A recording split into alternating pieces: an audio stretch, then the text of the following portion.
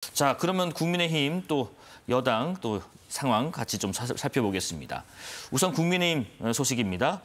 이준 대변인, 지금 전당대회 불과 한 달 정도 앞두고 있는데 이 어느 후보가 나오는지, 뭐 어느 정견이 있는지 뭐 이런 것보다도 지금 이른바 뭐 극우와 이 내란 프레임 안에서 계속 뱅뱅뱅뱅 돌고 있는 느낌인데 당내에서도 그렇게 좀 인식하고 있나요? 저는 이게 뱅뱅 돌고 있다 그렇게 보지는 않는 거고요. 이게 사실 이렇게 서로 다른 목소리가 나온 지 지금 장기화 되고 있습니다. 이제 한동훈 전 대표가 이제 비대위원장 오면서부터 지금까지 이 현상이 계속 일어나고 있는 거다라고 지금 보고 있는 거고요. 이게 무슨 헛바퀴로 돌듯이 뱅뱅 도는 것보다는요. 우리 국민의힘은 민주당과 달리 다양한 의견과 목소리를 좀 담고 있다 이렇게 좀 말씀드릴 수 있습니다. 뭐 이제 우스갯소리를 하는 얘기지만은 민주당에서 민주가 없고 국민의힘에 힘이 없는 거 아니냐라는 얘기가 나오고 있지 않습니까? 민주당에서는 만약 다른 목소리를 낸다 그러면 일극 체제 하이기 때문에 다른 목소리 나온 게 굉장히 어렵습니다. 다른 목소리를 냈다 그러면 배제되거나 공천에서 숙청되거나 이제 이런 식이었지만 국민의힘에서는 다른 목소리 나와도 그걸 다 들어주고 다른 목소리를 테이블에 올려놓고 서로 논쟁하고 토의하는 그런 상황이 계속 이어지고 있는데 다만 문제가 무엇이냐.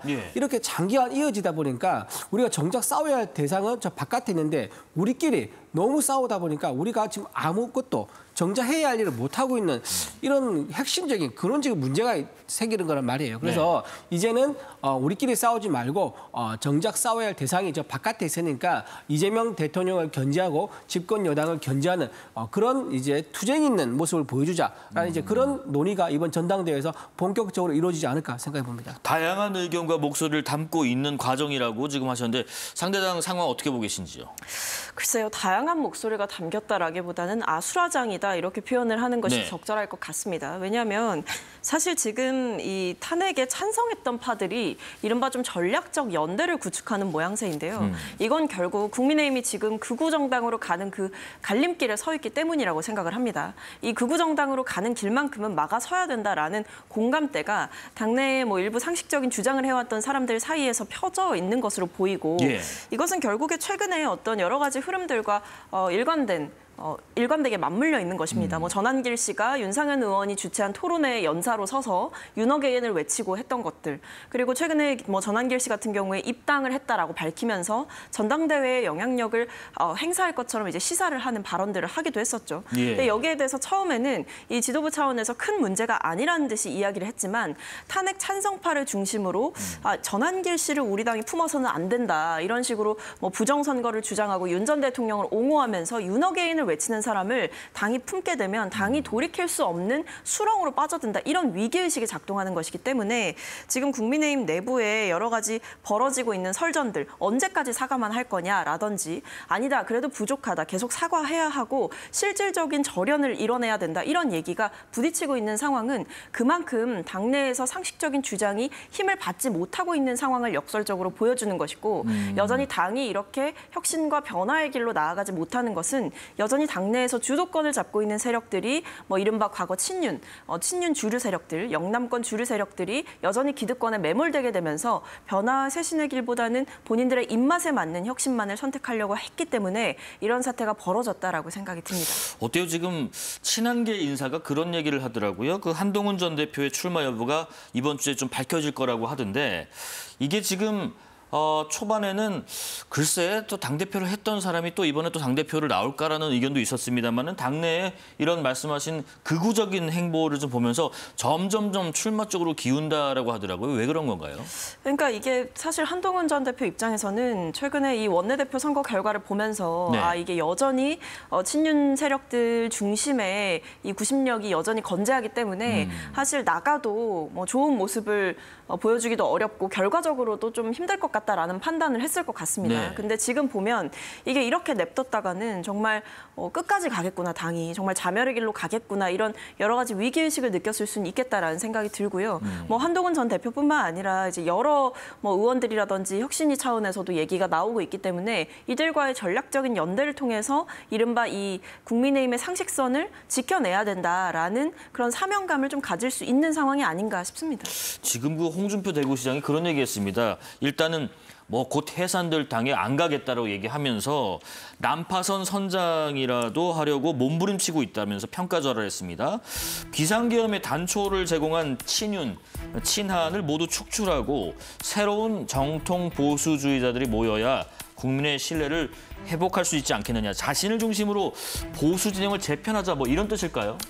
이제 본인은 이제 제3지대의 목소리를 내는 것 같습니다. 제3지대, 그러니까 친윤과 친한을 배제하고 제3지대 여기에 내가 진짜 보수를 만들 테니까 나랑 같이 가자라는 그런 3지대를 만드는 것 같은데 제가 보기엔 이게 성공할 가능성이 매우 낮아 보입니다. 첫 번째, 크게 세 가지 이유가 있는데요. 네. 첫 번째는 일단 기반이 약합니다. 본인이 일단 지난번에 정계 퇴진 이제 은퇴 선언을 했지 않습니까? 네. 은퇴 선언을 했고 원내에서 지금 홍준표 이제 전 대구시장을 지지하는 분이 거의 없습니다.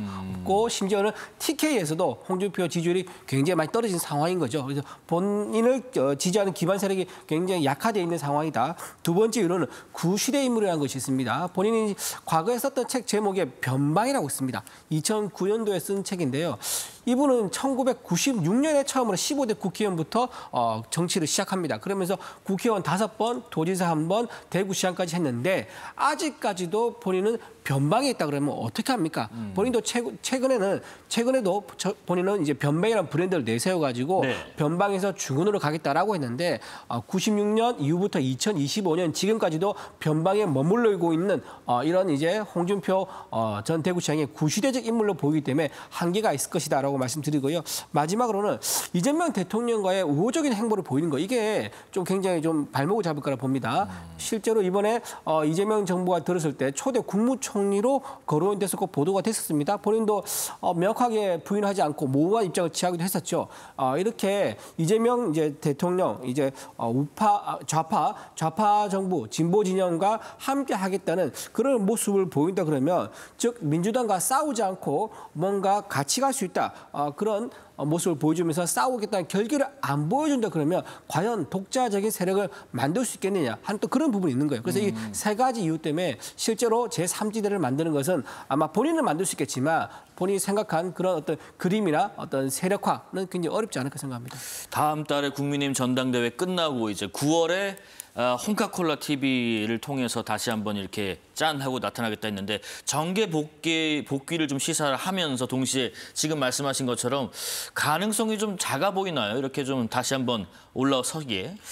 저는 홍준표 전 대구시장은 사실 정치를 은퇴하신 적이 없는 것 같아요. 네. 정계 은퇴를 하셨지만 그것은 사실 국민의힘에서 은퇴를 하신 것이지 정치에서 은퇴를 하신 것은 아닌 것 같습니다. 그래서 지금 홍준표 전 대구시장이 이렇게 국민의힘을 저격하면서 새로운 정통 보수주의자들을 언급한 대목이 굉장히 의미심장한데 본인을 주축으로 해서 보수의 새로운 집을 짓겠다라는 생각이 있는 게 아닌가라는 생각이 들고요. 그런 의미에서 홍준표 전 대구시장이 이제 앞으로 보여줄 정치 행보는 아마 국민의힘을 정면으로 저격하고 국민의힘의 낡고 어떻게 보면 굉장히 좀 구시대적인 발상들이라든지 구태스러운 모습들을 저격하고 그것을 돌파하면서 본인이 보수의 새로운 대안이 되겠다라는 생각이 있으신 게 아닌가. 사실상 홍준표 전 대구시장 발로 신당을 만들려는 움직임이 아닌가 혹은 신당까지 가지 못하더라도 보수 세력들 중에서 좀 합리적인 생각을 가진 사람들 혹은 탄핵에 찬성하고 계엄에 반대했던 사람들을 중심으로 정치적인 연대의 세력을 꾸리려는 게 아닌가라는 생각이 듭니다.